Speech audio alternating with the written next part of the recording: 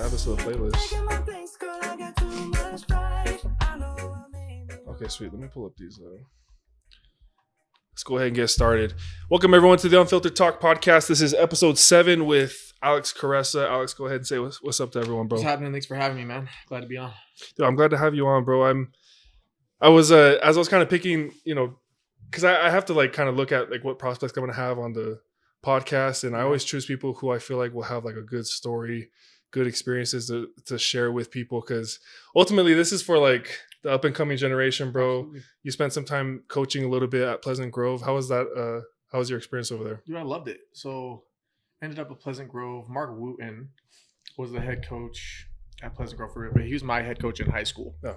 So he brought me on to come help out. So in the off season, we go over there and help out, and I had a lot of fun with the kids. We had like a young group of guys, and then right before season, he decided he wasn't going to coach anymore and freaking just left us. But I was like, I had developed a relationship enough and had been around. I was like, yeah, I want to stick around. So it was fun the last 3 years at PG. I've loved it.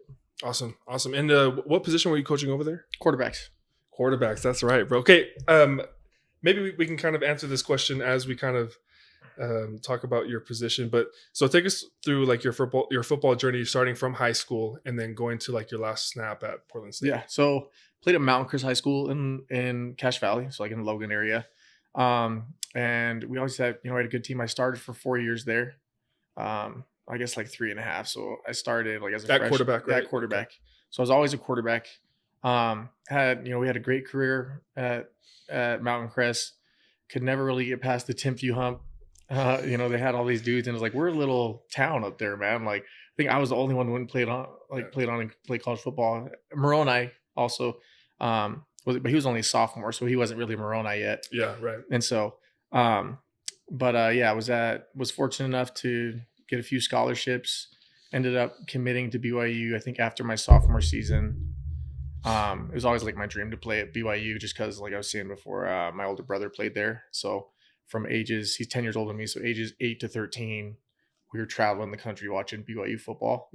And, I was like traveling the country. He'd always bring me in the locker room. Like BYU football was like the dopest thing ever to me. Just super influential years, 8 to 13. So I always wanted to play there. The second I got my BYU offer, everyone was like, think about it. I was like, okay, I'll like take my time, and then like make a minute, like commit. And so committed, and there's no social media at the time. Like now, if you commit, like it's a snowball effect. Everyone else is offering, and you post. Like I didn't have any social media. I didn't have nothing like that. So when I committed, like anytime we got a letter, just threw it out. So, but played at BYU, redshirted for a year.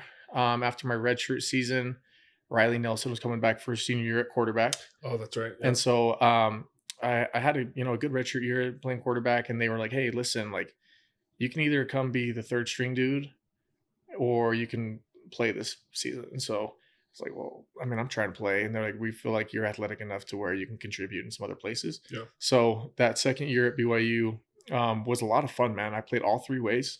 I think I registered as a stat in almost every category, which was, in college football, not a lot of people get an opportunity to do that. So started on all 4 special teams, got like a bunch of Wildcat reps, receiver reps.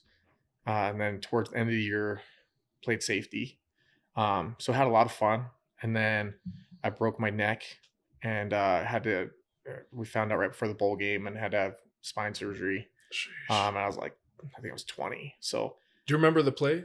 It happened in fall camp, and I remember the exact play. Really? So I played the whole year with it. Loki should have just stopped playing and freaking like sued the university or something. Yeah. No, I'm just kidding. No.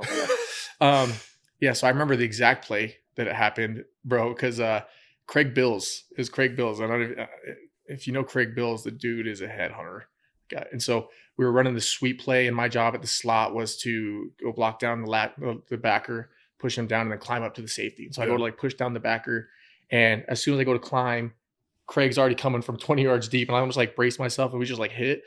And I just remember like my whole upper body going like completely numb. Oh, but I had played quarterback my whole life, so I'd never like really been hitting, and I was like, damn, like this is what a stinger is. Like this sucks. And so the whole year, anytime would hit, like would get that same experience and was like, dude, I don't know how people are dealing with stingers all the time. Like, this is awful. Yeah. But I remember getting made fun of and filmed the next day because like the next 3 plays, I'm still out at wideout and I can't move my arms and I'm like running. So I'm like, please don't throw it to me. Like just running down. But so then was told originally I couldn't play football anymore. And so I was like, well, shoot, if I can't play football, it's like I guess I'll go on a mission right now. And so went on a mission. No, I came home after 7 months. And after like another evaluation, they said I could play football again. Went to BYU. They didn't have my scholarship available for me until after the full 2 years.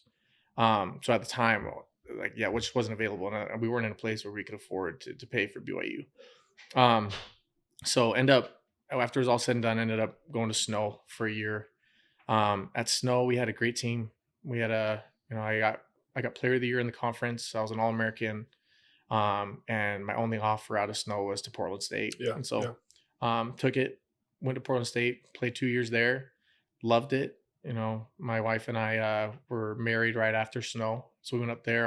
Our daughter, Khaleesi, was born up there, and had, we had some good seasons, some good memories up there. But yeah, so that was my journey through football. And then once it was all said and done, didn't do a pro day, didn't do anything like that. Was just ready to be done with football and keep going.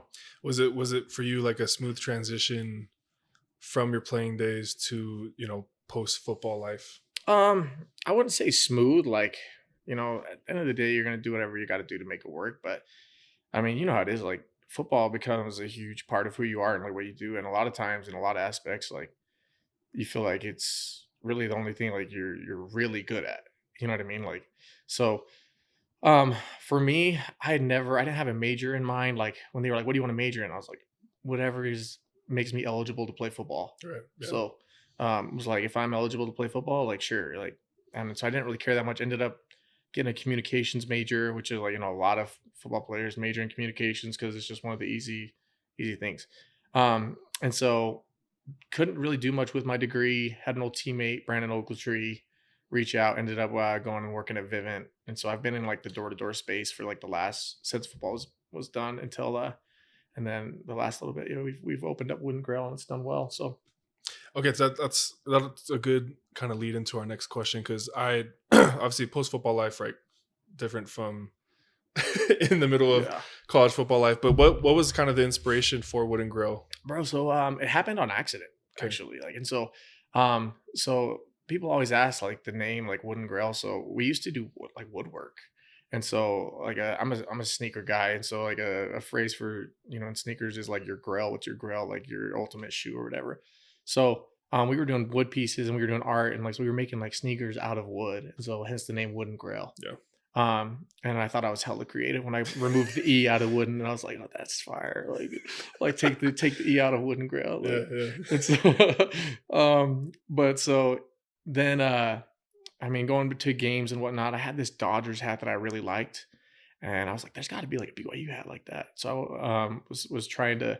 My cousins are the Haws, like Tyler and TJ, and so we were going to one of TJ's game, and I was like, I want a BYU hat. And so like went to go look at the bookstore, went to go look like online, and you're fully aware BYU gear is terrible. Sucks. It's terrible. Like when you go into Walmart, like that's your selection. Like that's not just like, oh, this is Walmart gear. There's probably a good gear somewhere. Like there's not.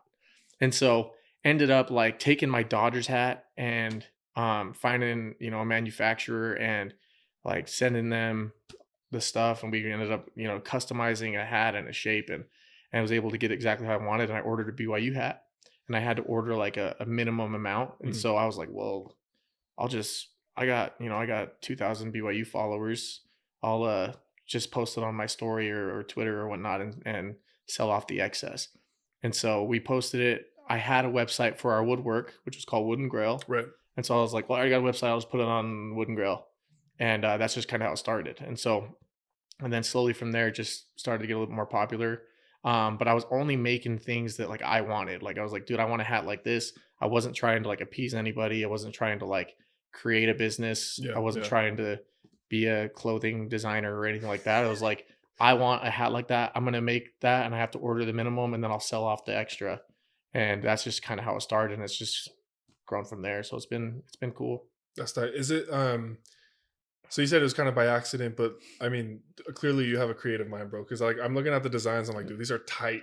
Yeah, I looked at the Utah Valley collection. I'm like, yeah, dude, like I wish I went to Utah Valley now. You know what I mean? Because those designs, I think it really kind of revitalized like some of the, some of the style that like Utah County has. That I feel like has kind of gone away because people just fell into like this generic yeah. like the Walmart brand stuff. You know what I mean? So what's the inspiration behind the designs? Like, is there a process that you kind of go through like in creating them? Yeah, so like when I was looking into it, like Virgil with Off White and like Louis V, I was looking at a lot of his stuff, and he has this rule called the 3% rule, Mhm. and he's basically like, hey, there's always going to be trends, there's always going to be things that are popular, and he's like, how can you add or change, like add your own 3% to it, or change it by 3% to make it your own, to make it unique, but it's following trends. And so it's like that's kind of what I did. I took a Dodgers hat, which Yeah. essentially is a cream hat with a blue bill, and it has an LA logo. And I was like, okay, like where's a similar, like where's a simple, like clean block BYU logo? And so like ended up taking it, making it my own. And so and with how social media works, like my feed now is just full of clothing guys and designer people, and so I'm constantly seeing stuff that I like, and then it's all about just how can I make it my own, how can I add it, add my own twist to it, or now make it available to a market that hasn't been in it, and that's in, for me at least, the collegiate sports world. So that's where we've kind of found our niche, and it's been a lot of fun, man. Yeah, I can imagine. I mean, I feel like you guys have gotten like, I don't think I've ran across anyone at BYU. I mean, at Utah now too. I mean, which is Yeah. obvious, Yeah. but dude, they love the designs, dude. And a lot of people like that's their when they go out to parties, they go out to hang out with friends. Like, dude, I gotta put on the Wooden Grow Yeah. hat, bro, and head out. So, no, that's way tight, Yeah, bro. it's been cool, man. So like obviously you have your business with Wooden Grow, but like, what's life been? What's life been like outside of football? Yeah, so I mean, outside of football, it's definitely a transition, and everybody goes through it in their own way. For me, it was like I felt physically that I was done with football. I remember like going to figure out if I wanted to do a pro day or not, and just like understanding the long shot that it was, right? And for me, I was like, okay, I'm probably gonna have to go play receiver again.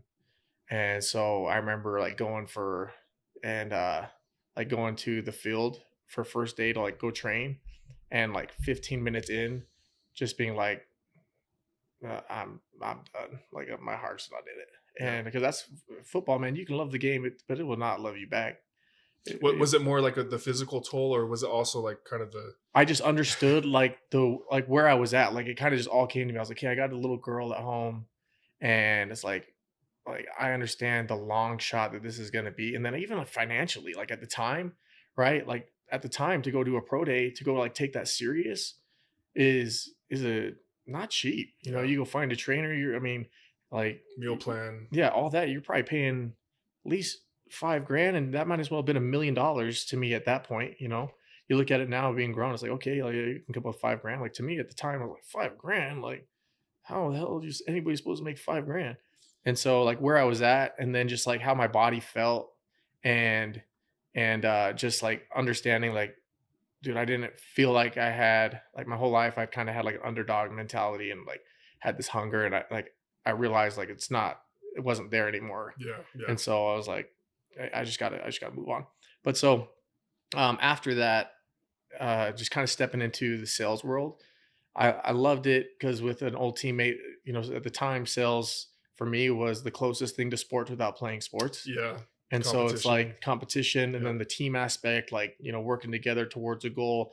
And I felt like I was able to get my fill of sports and make it a career, And so for me, the transition I felt like was pretty smooth. I was fortunate enough to, be with a group, and be in a position to where I had some success, and I was able to grow and stay in the same spot. A lot of people bounce around for the first 3-4 years trying to figure it out, and then they just end up settling and doing whatever. So yeah. I've been fortunate enough to, I've had a lot of fun, made a lot of really good friends, and made some good money, and it transitioned me into a space where, I was able to do Wood and Grill because I had the capital or I had the time and, things like that. So, yeah, for me, I felt like it was a lot more smooth than maybe other people experience, but regardless, there's everyone's in for a shock when they transition into that world. I agree. I see a lot like on Twitter. You see some of the like former players. They'll start like sending out tweets about their feelings, and people are a lot more transparent now over social media Yeah. about the mental struggles that people have post football. And my heart goes out to these guys, man, because I feel like a lot of them, they bet on football. They bet on it being the thing, Yeah. and they bet on it being the their ticket to being rich Yeah. and stuff, and it doesn't end up happening. So it's Yep. you have all these guys that It's a tough world, bro. Like I said, like you can love football all you want. It will not love you back. It will not love you back. And you can put all your time and effort, and at some point the game will turn its back on you. And at that point, you're either ready for it or you're not. But you're gonna have to deal with it. yeah, I like that. Fred in his podcast with Troy, he had talked about how a lot of it is just timing. Yeah. Like, and if the timing, Absolutely. it's a small window, and obviously just because players that made it doesn't mean that they didn't have opportunities just show up, out of nowhere. Yeah, bro. I mean, like I think everybody goes, and there's always people in the league that you played against, and you're like, dude, I punked that dude. And like to this day, there's people that it's like, bro, like that guy's in the league, like that guy. I was running circles around that guy. I seen the highlights, bro. I seen the highlights. There's a lot of guys that. so you're like, it's always like interesting because it is you can be in the right place at the right time and have a 6-year NFL career out of it, or you can be the best dude in the room and be in the wrong place, wrong time, and you're working at Starbucks or something, but. Yeah, or working construction like a lot of the guys that you're working out today. You're working out today. Yep. Okay, I appreciate it, brother. So going into the next segment, we're gonna get into like some more serious questions. I call it the Let's Get Serious segment. So the first question that I had for you, and what's been the toughest challenge that you've had to face throughout your football career? Yeah. So physically was, breaking my neck and being told I couldn't play football. But by far the hardest thing I ever went through was the off season after my junior year at Portland State. And we had I was captain. We had another kid that was voted as team captain. His name was AJ Slaughter. And that's my guy, AJ. And AJ was everything you wanted a football player. Was a walk-on, started as a walk-on, earned a starting position, earned a scholarship, hardest worker in the room, baller. Yeah. And he went to get his tonsils out and ended up having a complication and passed away. Oh, you're kidding. And so like a basic surgery. So he passed away. And then within a couple months later, I had another teammate pass away. And then within not even weeks later, I had another teammate whose son passed away.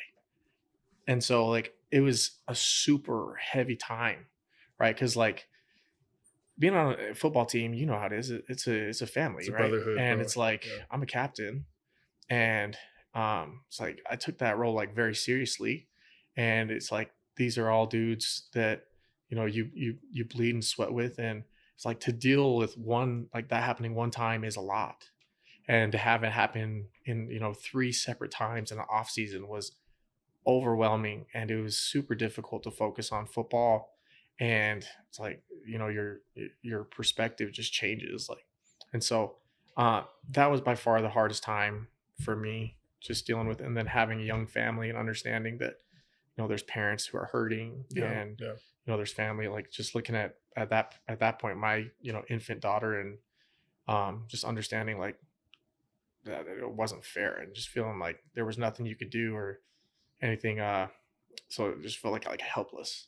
And because from a football standpoint, you can always do something. Yeah, of right? course. Right. Like you can watch film more, you can work more, you can, there's always more that you can do. And in that point, it just felt like it was beyond football, and just trying to figure out how to lead and be there for your team, and put yourself in a position to, I guess, honor your teammates through football. So that was a tough time for sure. Yeah. So what were some things, because obviously you're team captain, you have this major heartbreaking tragedy for the team, how did you guys band together? What were some things that you guys did to kind of?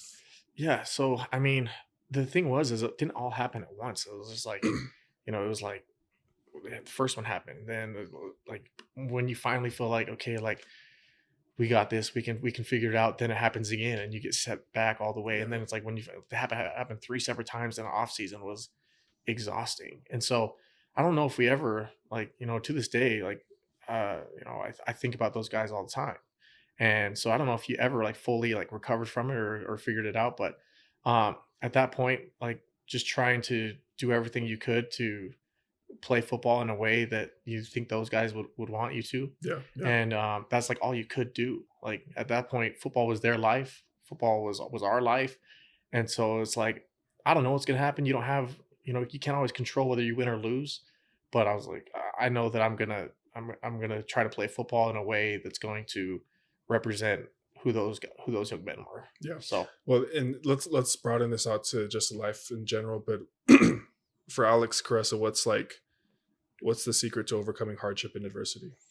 Um, yeah, man, I think everybody will tell you you got to have a strong why, right? Like, because if you don't have people that you're doing it for or something that you're doing it for, then there's always an excuse, Right. right? Like, so as far as life goes, like for me, if I don't have a reason why to do it, then most of the time, I find that I have an excuse. It's like there's not a reason to do it, so you're gonna back down from whatever that challenge is. And so if you're going to accomplish anything, nothing comes simple and nothing comes easy. Nothing's handed to you. And just like football, whatever you're doing, that thing's not required to reciprocate anything, right? And so you constantly have to go after over hurdle after hurdle after hurdle, and there's always going to be something else. And if you don't have a reason, whether that's your family, whether that's like even if it's just your pride, like even if it's just something like just for you, if you don't have something you can commit to and hold yourself accountable to, then you're not going to accomplish whatever it is you set out to accomplish when it comes down to it. Yeah, yeah, and you can tell real fast who the guys are that have their why. Yeah, Right. absolutely. um, And there's a lot of people that have like they'll tell you why, but Oh, yeah. like you like you said, bro, like you can tell who's just talking and who's actually about it. yeah. I mean, when shit hits the fan, like, are they, still committed to the process, right? They're still committed to the routine. Yeah. And it goes back to football. Football, obviously, when guys were struggling on the depth chart, who's really putting in the work and stuff, or a horrible tragedy happens, like who's still gonna Yep. push through. So everyone knows the right things to say is the thing. Everyone knows what you're supposed to say, and like what you're supposed to say and what you're supposed to do are two completely different things. I can't tell you how many guys like, hey, my family came up from the struggle like this and that, and it's my job to get them out. Next minute, not at class, like not a lift, skipping sets. Showing like up late. it's like, bro, like weren't you just talking about this like 20 minutes ago? And it's easy to get caught up in words. Everybody knows what you're supposed to say, but I mean, we could look at the statistics with like high school football players to college football players, right? It's a fraction of a percent, right? yep. And the guys who make it are the guys who are able to sacrifice family events, parties, drugs, alcohol, like those guys who really committed to getting ready for those camps, showing out during game time, right? Mm-hmm. Let me ask you, Alex, is there anything that you would change throughout your football journey? I don't think necessarily. Like I feel like when it came down, there's a couple things that I would change. I think that as a freshman, I came in like, and at the time when I came in as a freshman, Jake Heaps had just come off of his freshman year, and I didn't think that there was any chance. Like any, I was coming in with the mentality like, okay, I'm gonna get prepped to play. And Yeah. looking back, I wish I would have came in with like, no, I'm gonna go win the spot. Like and whether you win the spot or not, or even if you get a lot of times you don't get an opportunity to win the spot. Yeah. Like I think I would have grown a lot more as a player just with coming in like, yo, I'm coming in to come for people's necks. And I wish that I would have done that as a freshman, as opposed to, having been like, okay, I got time to develop. I'm gonna like use this year as a learning year, which it is, right? But I feel like your approachment or how you approach that situation and how you learn is very different. So I definitely wish I would have changed that. And then I guess the only other thing is in high school, I wish I would have, looking back at it and like the situations I was in as far as football, I wish I would have taken a little bit more time throughout my recruiting process. And I think there's a good chance I still end up at BYU, but I wish I would have, I had a few more looks and I didn't pay attention. Like I said, I recruited it. I mean, I committed at the end of my sophomore year. I wish I would have played that out a little bit more and enjoyed that process. Like that only happens one time, and that's a lot of fun. So I wish I would have enjoyed that process a little bit more. But did that translate to your coaching methods? Or because obviously Pleasant Grove had some ballers and they had some kids that got recruited. Is that something that translated over to kind of advising them, hey, enjoy the process, take a look at these teams, you know what I mean? Yeah. So I mean, I feel like we were really under recruited this year. We just had a number of kids that ended up signing at Snow, and we played good football. We were 10-2 in 6A.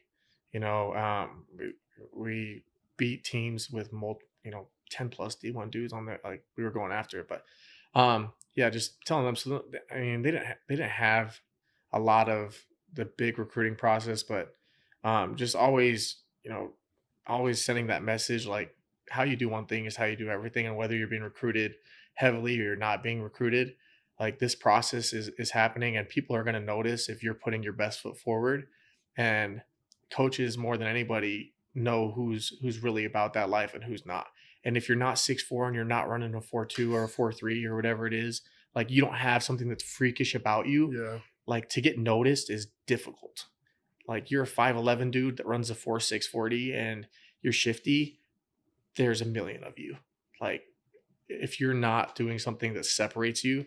And I think that was a big part of it, was we had a lot of those guys, and it's like, hey, like you got to have a different mentality. You got to have a different way to separate yourself, because you're not separating yourself with like a physical feature or, an attribute that's like that pops out on film. It's like, you got to differentiate, find a way to pop out on film, or find a way to have a coach recognize like this dude is a dog. I got to have him on my team type situation. But yeah. So what has coaching done? What has coaching done for you with your relationship with football or your love for football? Yeah, man. It's just a different perspective of football, man. So, and a lot of times you're just like, these idiot kids, man. So as the football bug, man, is real. Like it bites you, and you got to be around it. And so being around it at the high school level has just been like super pure. Yeah. And that's been refreshing, because, you go through your football experience in college. And I think, like, a lot of what I've seen from your podcast is like, not exposing, but like showing that there's like, it's not all, roses and flowers out here. Like the college football world is a brutal world. And for a lot of people, it ruins the game of football. Yeah. Like, it ruins their love for it. And whether that's their fault or the university's fault or whatever, like each situation's different, but the high school, at least, there's just like a pure love of it. And, there's kids that really love the game. They want to be around the game. And so I'm just trying to enhance that for them. In turn, and I feel like enhances it again for you. So yeah, no, I agree. I think high school ball, it's really just who wants it more, like who's going to put in more work, and that translates a little bit to college football. But then you have the business aspect. Yeah, you have the business aspect of it. That's a lot more cutthroat. And you can have programs with good players, but if they don't have a good process, they don't have a good good environment. They're not pushing themselves in school. Football gets taken away real fast. Yeah, absolutely. So, and you had mentioned Pleasant Grove's record this past year, but kind of walk us through. I've seen the Twitter, the Twitter feed. I've seen the frustration. Walk us through the semifinal game. So it was a quarterfinal. We're going to the semis, right? And so we're playing Skyridge, top 2 team in the state, really good. They always have, 10 all the way up to like 20 like college football players. We'd played them 2 weeks before, beat them in overtime. Right. We got to go to their field, play them again. It's like, gosh, dang it. And so when we play, like we're up the whole game, right? We're up pretty much. There's a point where I think we're going to blow them out, but our quarterback gets hurt, can't move, and they end up making a little comeback. Yeah. We're up 3 with like maybe a minute and 50 seconds left, or like a little bit under 2 minutes left, and they got to drive. And they had to drive, I think it's like 75 yards, maybe 70 yards. And they get 60 of it off penalties. We forced 2 turnovers to win the game. So we forced 2 turnovers to win the game.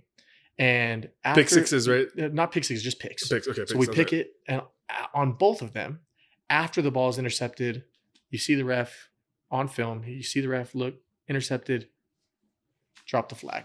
Happens 2 separate times. So we feel like we win the game 2 separate times.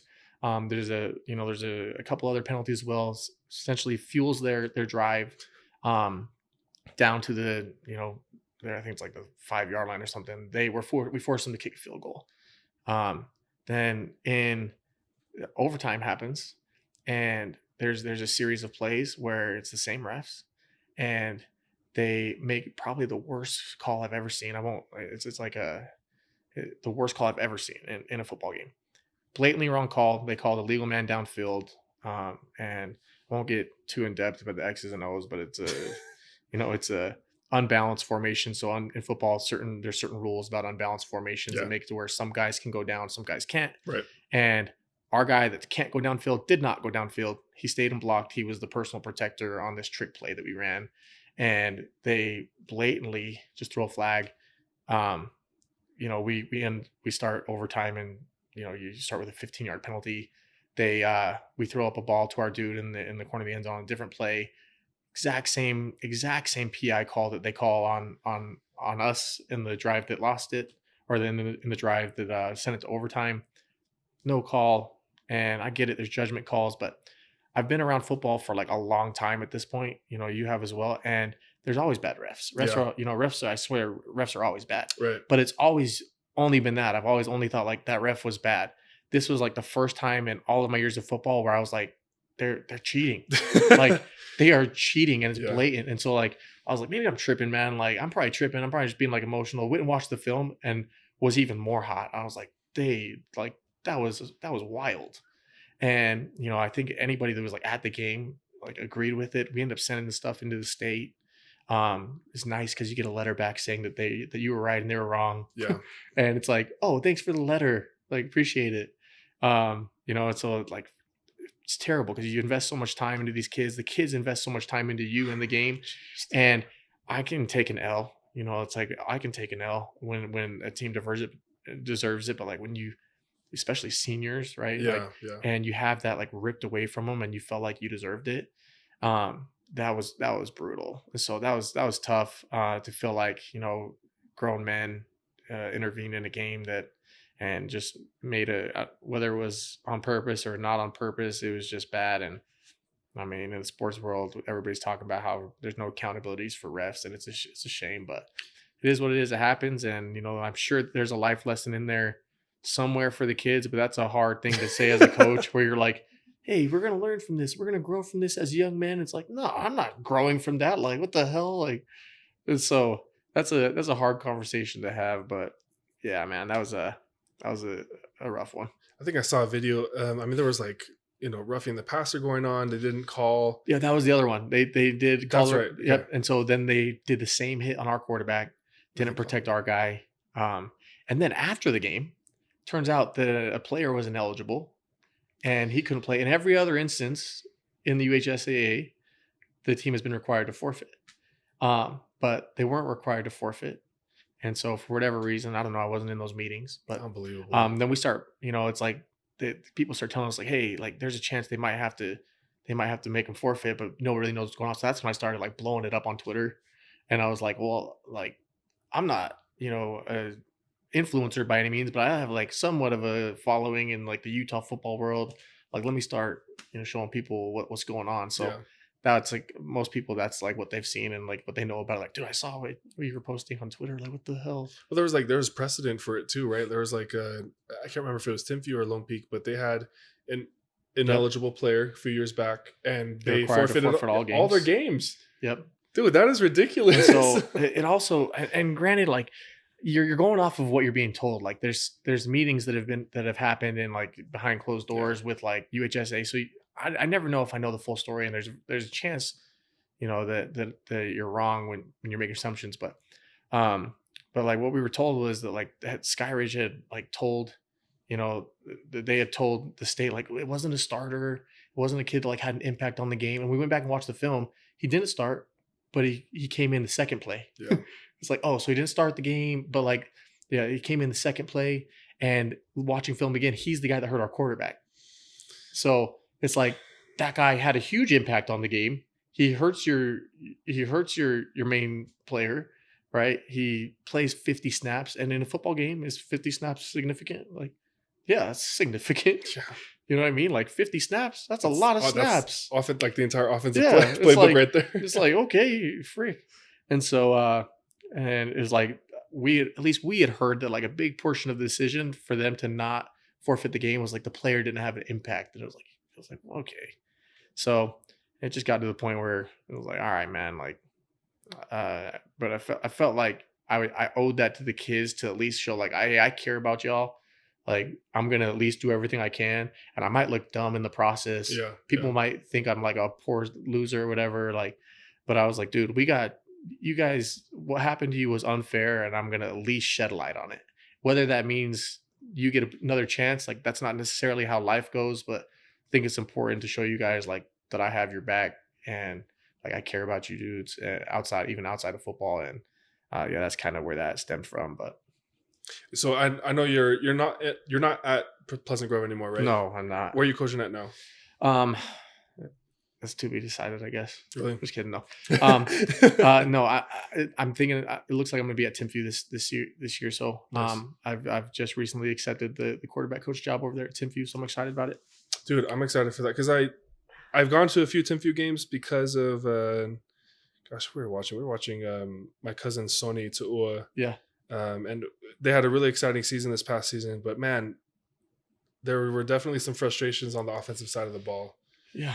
And mainly obviously offensive coordinators have a huge impact, you know? Yeah. And the coaches have a huge impact. And you could feel that with the players because the players are sitting there like, dude, we're trying to play within the system, right? Right. But the system's not working. You know, we should be a high scoring offense, but you know, we're not doing exactly, you know, we're not doing that exactly. And so that can be frustrating as a player. Okay. So yeah, going back to the original question, what do you think you offer as a coach to the players at Timpview? So, yeah, what I was saying is, so like I come from, you know, a small town of football, and like we have a very different experience than like what players at Timpview or like these bigger places experience, right? A lot of times, not to say they're like silver spoon fed or whatever, because like I know a lot of these kids come from the struggle.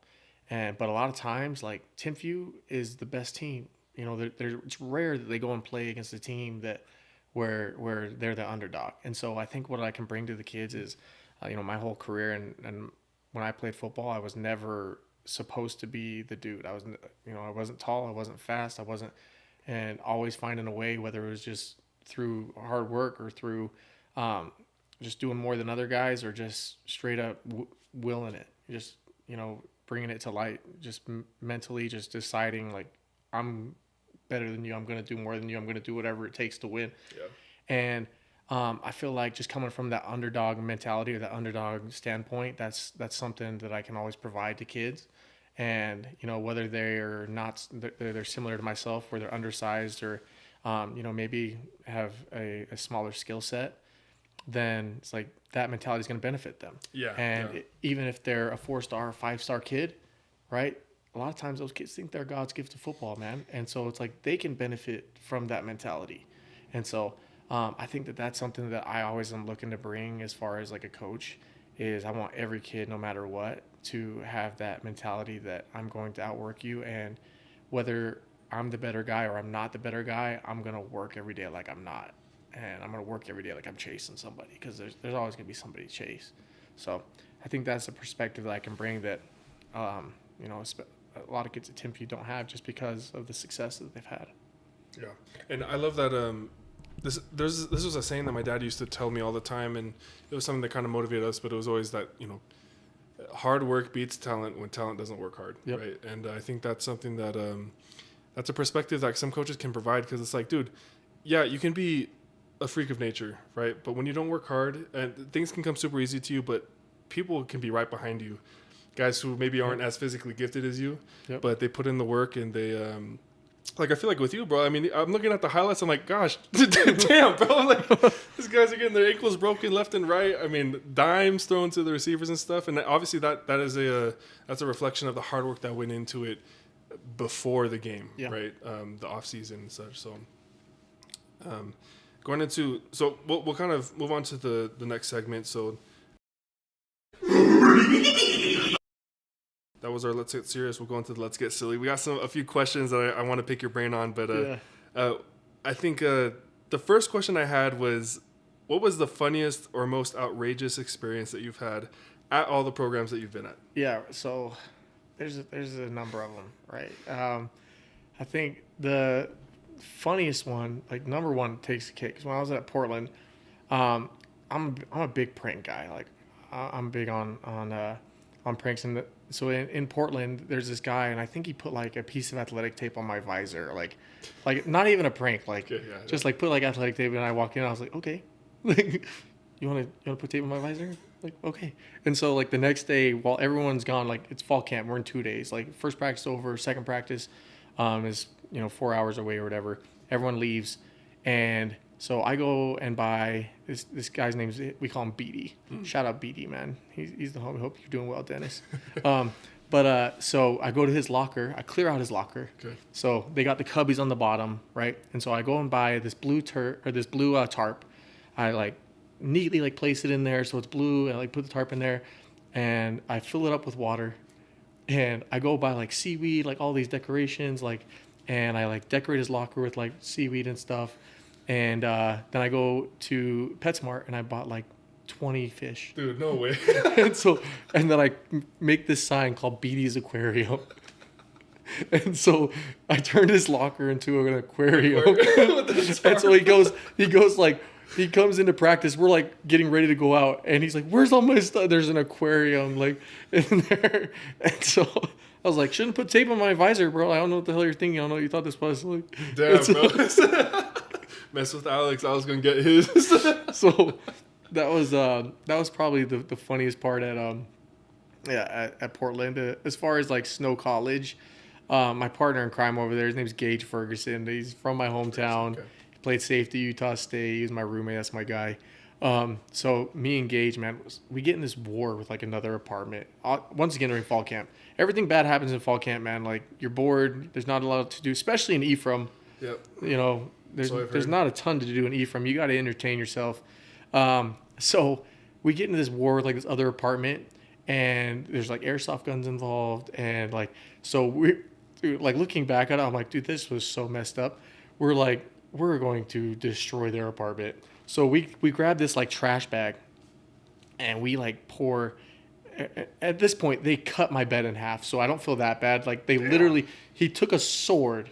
He has a sword. I don't know why he has a sword, and he cut my bed in half, like sliced it in half. And so we're like, all right, yeah, we're gonna get these guys. So we go to like our shitty apartment, and we're like, what's in the cupboards? We have ramen, like hot cocoa mix, like like oatmeal. So we fill up this trash bag just like full of every powder, everything that you can. And we walk out of the room, like Santa Claus. We walk down the street, and like their apartment's over there. We have our airsoft guns, and we're like, dude, we're gonna go in there. They're gonna be out playing Call of Duty or whatever it is, and we're gonna open the door. We have holes in this thing. We're gonna start like shaking this thing around the whole apartment. Gosh, and when they chase us out, we're gonna be at the corner with our guns, with our airsoft guns. Light them up. And so we go in there, and it's like the most awkward like 4 seconds ever. We like kick the door open. We're sitting there, like they look at you, like you look at them. It's like just this like moment of silence. We're both staring at each other, and you can see on their head like, the hell's in that bag? Like, and then all of a sudden just like swinging it around, like everything that's in that bag is going. It is destroying their apartment, dude. And so then it empties. They're like all ducking, and then we take off, go around the corner. They're chasing us, and when they get around the corner, the rest of our apartment was like, "What's up?" Like, and so we lit them up, and it caused a war for like the rest of fall camp that the team was not ready for. It's like a guy had a BB like in his forehead. He had to get like surgically removed. Oh my God, so everyone went home to their hometown, brought home like their BB guns. Like it was fun, man. It was a lot of fun. That's probably one of the funniest things for sure. Now I don't feel very bad for the pranks I did on my friends. We used to do like just hide around the corner and we'd record them and scare them, and so we had like videos. No, it's like the meme where it's like it's just a prank, like like the prank, like the arms, like the prank, yeah. Oh, that's hilarious. Yeah, we were always messing with people, man. And then, with your experience at BYU, was there anything funny, outrageous? At BYU, I feel like Coach Mendenhall really took. Like, I was like, I'm not doing any pranks. Like, I was just a freshman. Like, maybe if you're like the guy, you can go do some stuff. As far as stuff that was outrageous, just football wise, bro, I remember running like a 2-minute drill in practice, and we go to spike the football. And this is the defense where they were legit, bro. It was Kyle Van Noy, Danny Sorensen, Siggy Ansah, and then you mix in dudes like Brandon Ogletree and like Alani Fua, Awaniunga. You know, it's like Ethan Manimaluna and it's like Romney Funga, like Hebron Fungapo, like beast defense, bro. So we're doing 2-minute drill, and we're going to like spike it, and Kyle Van Noy's like sitting. And he dives under the center's leg and intercepts the ball. And catches it. Wow. And I remember sitting there just being like, there's no way. Like, there's no way that he just did that. And I was like, okay, yeah, Kyle Van Noy's him. Like, he's him. And I remember just being like, that was the most absurd thing I've ever seen on a football field. And probably that I will ever see on a football field. But... What position were you playing quarterback at this time? Or yeah, I was playing quarterback at that time. That is crazy. Yeah, bro, freaking crazy. So and going back to the college football world now, obviously things have changed since you played. NIL, kids are getting paid. You have like business deals going on behind closed doors. It is insane. But what's your overall take? I guess your opinion on NIL. Dude, I think it's good. Like, I think everything's good, just like they say, like, everything's good in moderation, man. And so it is, I think, kids should get paid on their name and their image. At the same time, I think, like, it's gotten a little bit out of hand, like, and not so much like if a business is willing to, and it's mutually beneficial, and a business is willing to pay a guy and it helps them out, like, great, by all means, go for it. What I hate is, like, the kids, I feel like a lot of them just feel entitled to stuff now. Yeah. It's like, at least for me as like a business owner that's in the college like realm, I have guys hitting me up all the time.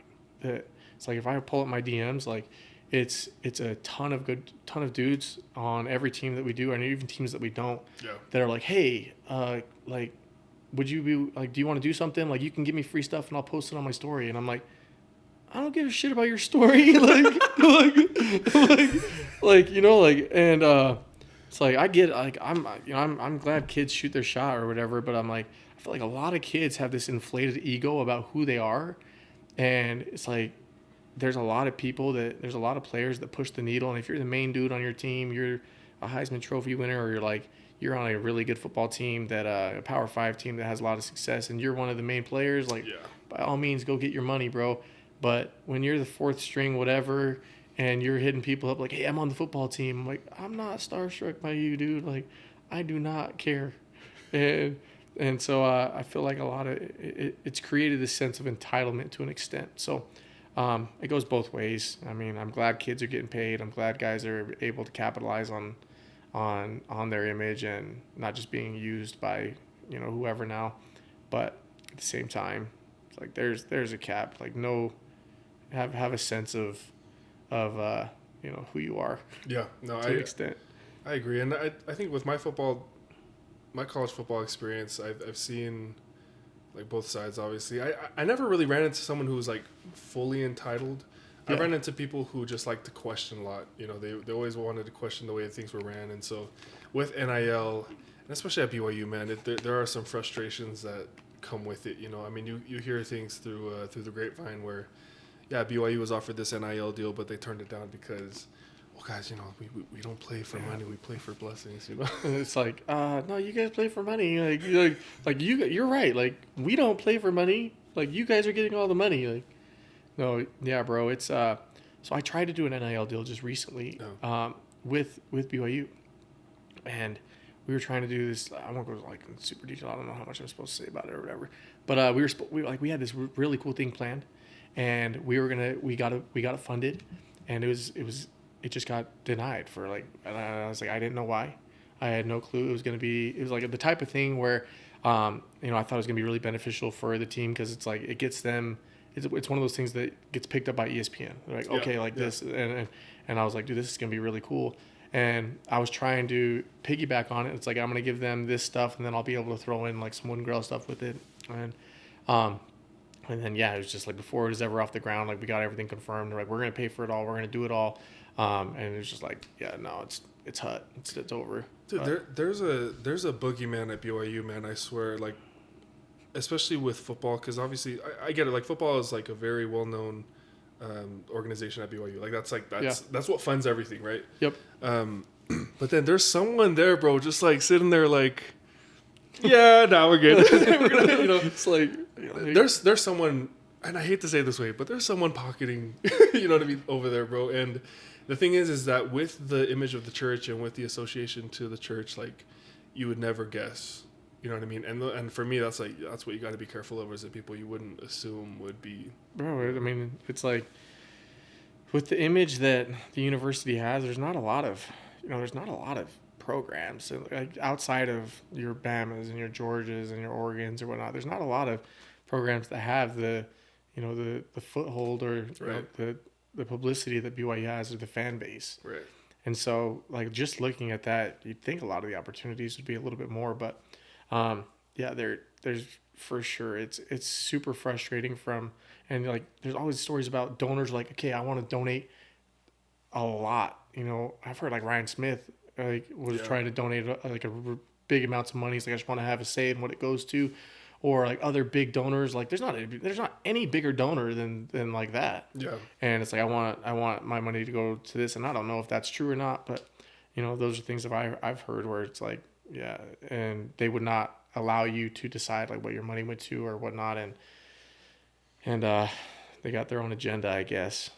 You hear these things, and like as a player who was there during that time, you saw crumbs, like just little clues of, okay, this doesn't make sense, bro. Like literally everything's lined up. You had players who had their own NIL deals that they lined up, and for some reason, the guys who were supposed to be working NIL from the BYU side didn't follow through, or didn't follow up with the guys, the companies that they're working with. I'm just like, dude, like, how are we supposed to win games? How are we supposed to bring players here if we can't have at least a somewhat strong or moderate presence in the NIL world? Like, how are you supposed to compete?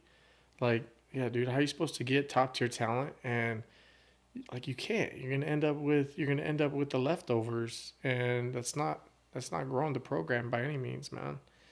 So it's frustrating for sure, but everything's a business, man. And to BYU's credit, they always seem to, find a way to win games. You know, they've done pretty well so far with with NIL being introduced and stuff. But for me, I'm just like, dude, if we want to reach that next level, though, that fighting for the national championship or fighting for a conference championship, dude, you got to be able to kind of bite the bullet on those things, you know. Like, what you don't want to do is you don't want to be a feeder program, like you know what I mean, like where someone's going to be able to always offer more money or whatnot. And I guess there's always going to be someone who can offer more money or more something, but like if we can be competitive in it, then it's like, 'cause I'm always going to be a BYU guy. So and I mean, being in a Power 5 conference in the Big 12 now, like your potential goes up immensely. Yeah. So, you see everybody's expectations now. And so hopefully we can take advantage of the next few years and figure out the whole NAL stuff and get some momentum going our way. But need the Cougs winning games on Saturdays. I think we will. And honestly, the jump to the Big 12 has been really exciting just because you can see that, with the guys that we brought in and stuff and the changes that are being made to the program, we are trying at least, and so that's been exciting to watch. But kind of going into this closing segment with you, Alex. Okay, obviously who I'm trying to cater to. I'm trying to, this up and coming generation with high school athletes, football players. Doesn't matter what sport, but what's a word of advice that you'd give current athletes who want to play in college? Yeah, man. I think a big thing of advice is that kids need to find a way to like turn yourself into a winner in all aspects. I think winning matters, man. And there's ways to win even in a loss. If you lose, like, can you learn from it? Can you figure out how can I turn this into a win? Is it going to fuel me to take that next step or do what's more? And so a lot of times kids are just there for the experience. And like for me, like I'm not there for the experience. Right. Like I'm there to win. There to win. And winning is the experience. And I think when kids can create that mentality, like find a way to win.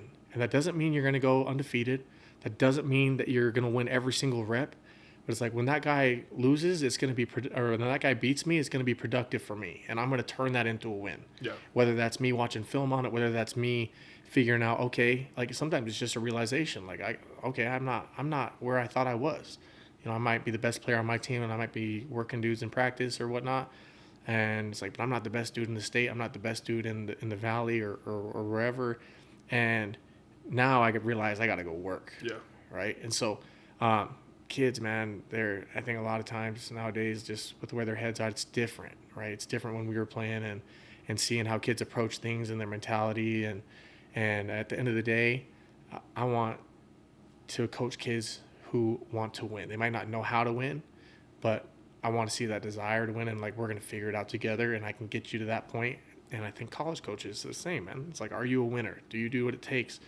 When, like, are you going to do whatever it takes to get that extra yard? Or like when it comes down to it and it's you and another person, yeah, I don't care. I'm winning, that type of situation. But so what are, because I'm thinking back on my high school experience, and obviously there were certain things that I did to ensure that, give me the best opportunity, best chance to make it to the next level. But for you, what would that be?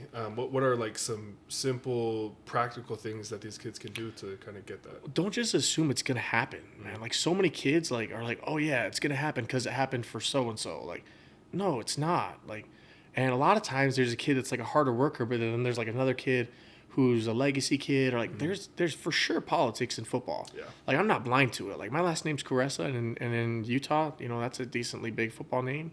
I was fortunate enough to have an older brother and a dad who were All-American college football players, and they got a shot in the league, and so it was like I worked my ass off, but I did like from day one have eyes on me because of what my last name was. Like my older brother played, I knew coaches, I had relationships, and so.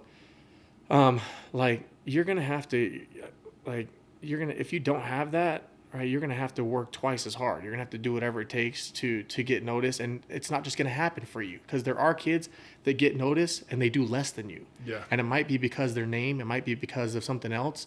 And that can be extremely frustrating. And if you're a sophomore or a junior and you're like, oh, it happened for him because he's a senior, the same thing's going to happen for me. It's going to work out that way. No, it's not. Like, you got to go make that shit happen. Yeah. And if you don't go make it happen, you're going to be left sitting on the couch wondering, what the freak? You're going to be a victim. And you're going to say, how come it happened for him and it didn't happen for me? Like, do not assume that it's going to happen for you just because.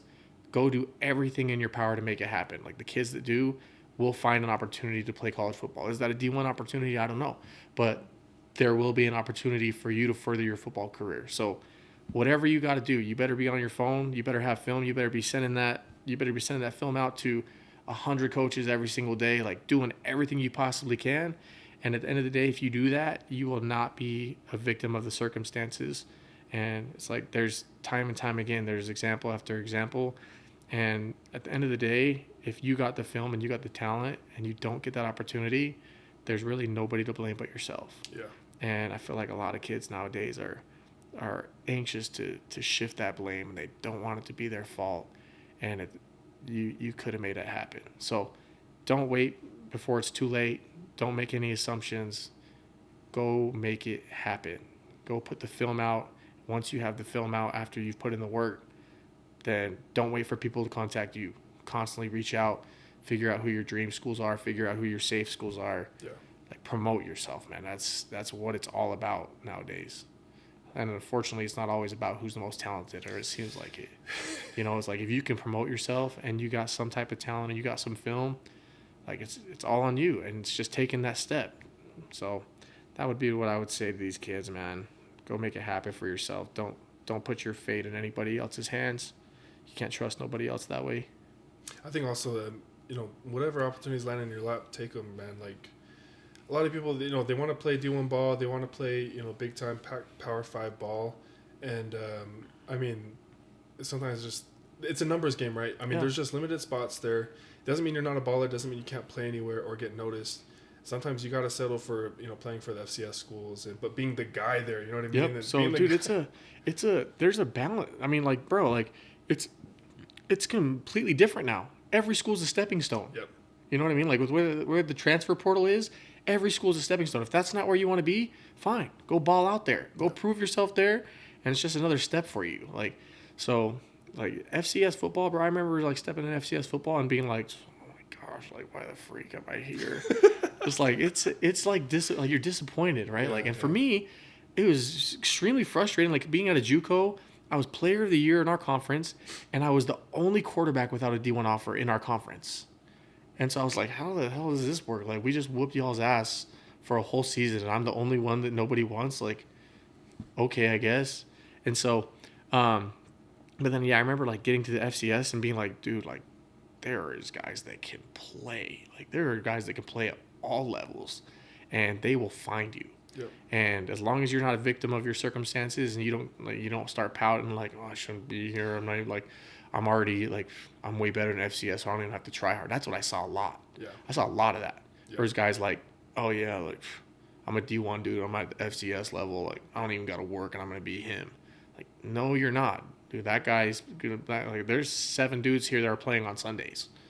You know what I mean? Like, you better bring your hard hat and your lunch pail today. Like, it's gonna be a long day for you, my guy. Like, type situation. So, yeah, like, if you don't get the situation you want, it's an awesome day and age for kids in that sense. They get to go. You spend a year somewhere. You put out the right film. You can end up where you want 2 years from now, 1 year from now, whatever it is. So that's cool for these kids, man. Dude, capitalism, baby. It's nice, man. I mean, obviously with the transfer portal rules and NIL, like, it's introduced more of this meritocracy. Like, dude, if you just ball and you put out film, like, you're gonna get picked up by someone. Yeah. Do you think they like cap stuff on or they start to limit this transfer portal stuff? I think it's tough. It's tough to say because you look at the NCAA, you look at the history and the precedents that they've set before, and they're all about control, right? Yeah. And so I wouldn't doubt it. However, I think that we've reached a point now where we're just too far ahead. We've kind of taken the ball and ran with it now, Yeah. And so I love that because I hope that it doesn't change because it's given opportunities to some of my best friends who have been on the teams, and my next guest, Dallin Holker, he's used that to go to Colorado State and balled out, and now he's at the NFL Combine, So I hope they don't. I don't think they will because of how far it's gone, but the NCAA is unpredictable, bro. Right. I mean, but does it change, like, things for, like, a guy like Dallin? Like, even if Dallin was playing 10 years ago, he can still transfer that one time, and, like, Colorado State's not in conference. It's probably not going to get denied. I think if they let him transfer, he can still have that same experience. I agree. I think the biggest difference would just be the resources that Colorado State had to offer Dallin because of NIL. You know what I mean? Yep. And so maybe that wouldn't have been his first choice. Maybe he would have gone to a bigger program besides that. You know what I mean? That makes a lot of sense. So it's kind of even the playing ground for us, for all the programs. He had an awesome year, man. He did have a big year. That was fun to watch. Out, man. I'm excited to ask him a few questions about his experience. But it's okay. Last question for you, Alex. And this has to do with mainly post-football life. But so you've given us your advice on players who want to play college football. What about those who kind of have to make that exit from college football? What's the advice you'd give them? Yeah. So I think it goes, and it's different. A lot of times, guys have exactly what they want to do in mind, and I wasn't that guy. So, like, I don't know how to speak on those guys. And it's like, if you don't have a career in mind, it's like, I think, bet on yourself, right? Bet on yourself. You're going to be able to figure it out, but I think who you were as a player is who you're going to end up being. And I think as you play football, like, keep that in mind, because how you act as a player, how you work as a player, you're always going to – football is a metaphor, right? We've heard that our whole life. Like, football shows you who you are. And, like, when you're learning a game, you're not just learning the game, you're learning your life. And I think, like, how your career goes, like, often, not necessarily your career, but, like, how you work is a reflection of how, like, your life or your career will be afterwards. Right. It's like we all know those guys that didn't have great football careers, but were the hardest worker in the room, and they're everybody's boss now.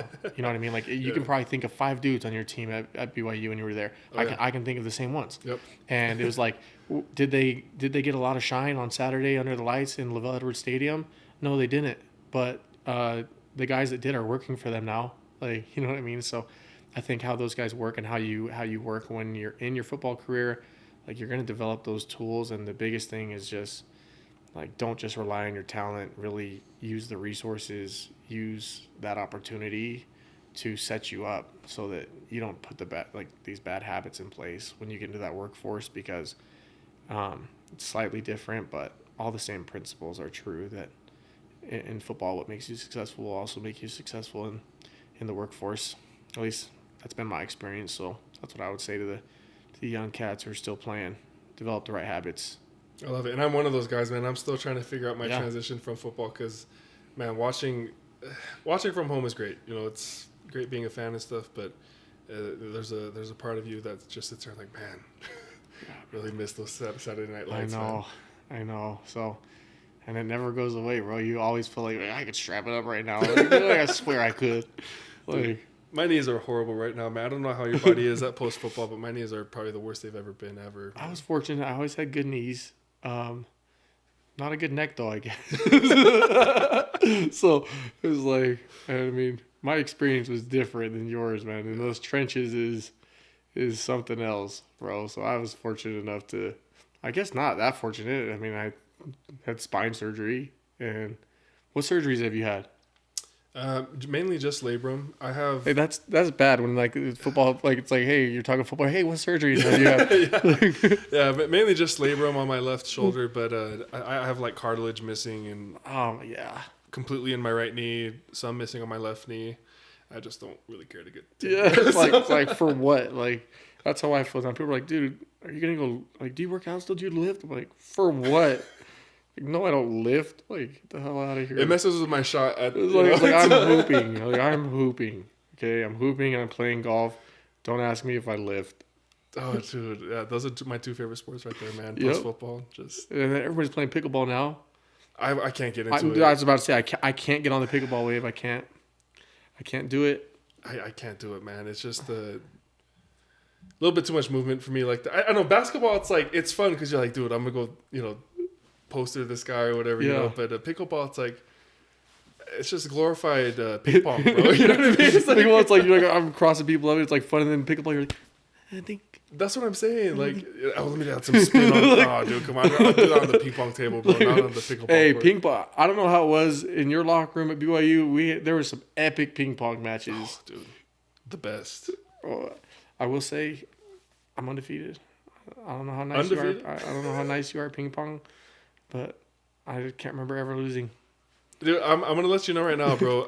When I first started playing in like 2021, I was cheeks, right, just so bad. But I was like, I'm gonna take this and I'm gonna get better. And I literally sat there with these players and they were showing me how to like add top spin, back spin, how to return them. I'm like, became a student of the game, bro. Yep. I was like, everything I was doing in football, I was doing on the ping pong table too. Right? You're like, I got 2 hours of film here, and then I got 2 hours of ping pong. Exactly. And it's like, balance is going to be the key.